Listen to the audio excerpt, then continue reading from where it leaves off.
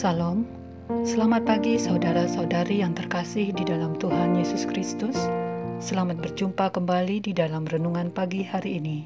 Sebelum kita membaca dan merenungkan firman Tuhan, marilah kita bersama-sama mempersiapkan hati dan pikiran kita dan memohon tuntunan Roh Kudus. Mari kita berdoa. Bapa kami yang di sorga, kami mengucap syukur untuk kasih-Mu di sepanjang kehidupan kami. Saat ini kami rindu mendengarkan sebagian dari firman-Mu. Kami mohon pimpinan dari Roh Kudus, agar kami dapat mengerti, memahami, dan melakukan firman-Mu di dalam kehidupan kami. Berfirmanlah, kami siap mendengarkannya. Dalam nama Yesus kami berdoa. Amin. Saudara-saudari yang dikasihi Tuhan, renungan firman Tuhan pada pagi hari ini terambil dari Filipi pasal 4 ayat 2-5. Saya akan membacakannya untuk kita. Eudia kunasehati dan Sintike kunasehati, supaya sehati sepikir dalam Tuhan. Bahkan kuminta kepadamu juga, Sunsugos, temanku yang setia. Tolonglah mereka, karena mereka telah berjuang dengan aku dalam pekabaran Injil, bersama-sama dengan Clemens dan kawan-kawanku sekerja yang lain, yang nama-namanya tercantum dalam kitab kehidupan. Bersukacitalah senantiasa dalam Tuhan. Sekali lagi kukatakan, bersukacitalah, hendaklah kebaikan hatimu diketahui semua orang. Tuhan sudah dekat.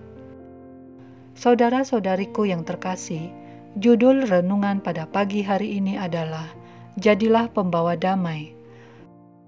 Saudara-saudari yang dikasihi Tuhan, rambut sama hitam, isi hati siapa yang tahu. Peribahasa ini mau mengatakan kepada kita bahwa setiap orang mempunyai pendapat, pikiran, kemauan sendiri-sendiri, keinginan yang berbeda-beda, dan berbeda itu adalah hal yang biasa, yang membuat hidup semakin menjadi dinamis dan penuh warna.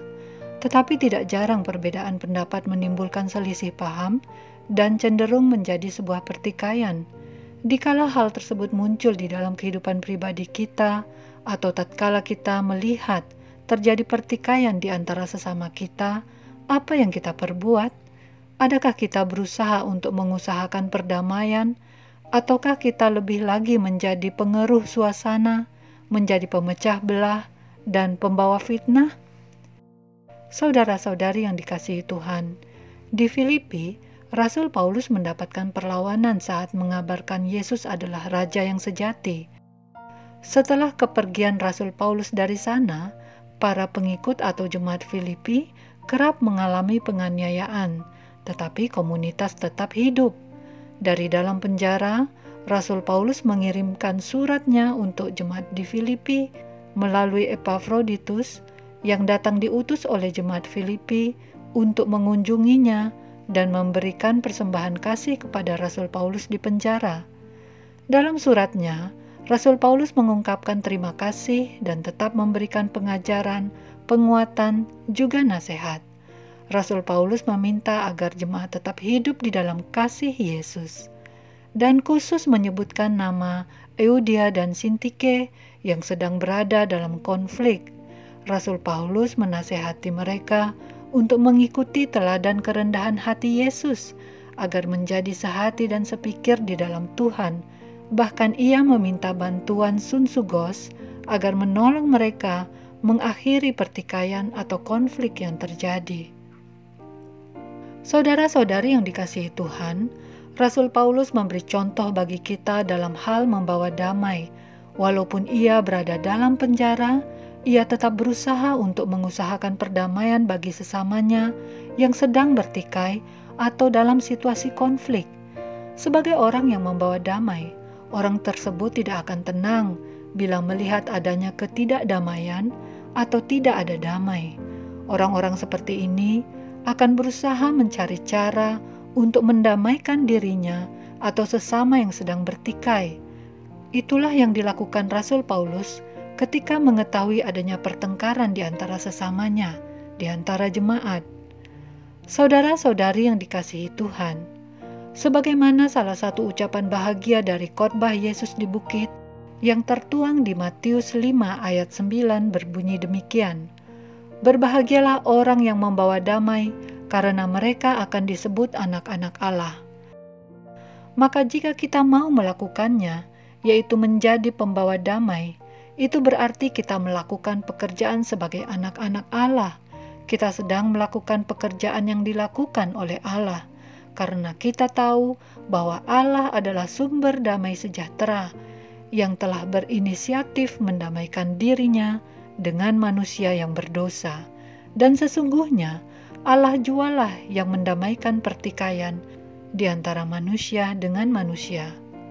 Saudara-saudari yang dikasihi Tuhan, mari belajar dari apa yang dilakukan Rasul Paulus yang meneladani Yesus, hidup di dalam kasih Yesus.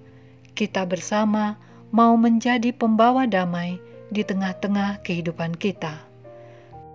Demikianlah renungan pada pagi hari ini. Tuhan memberkati. Kita akan menutup renungan dalam doa, tetapi jika saudara ingin didoakan secara khusus, hubungi email kami.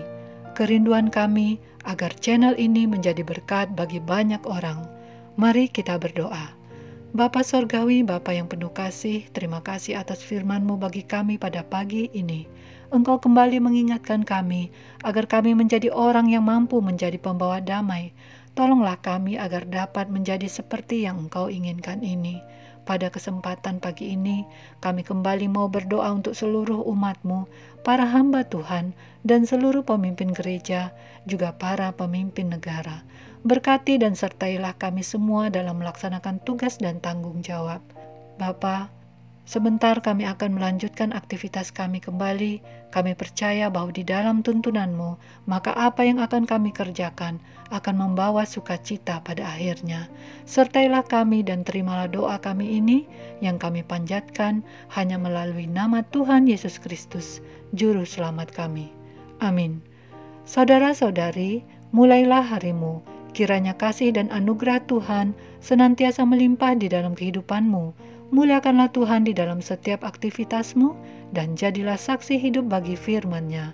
Roh Kudus menyertai kita semua. Sampai berjumpa kembali di renungan berikutnya. Tuhan Yesus memberkati.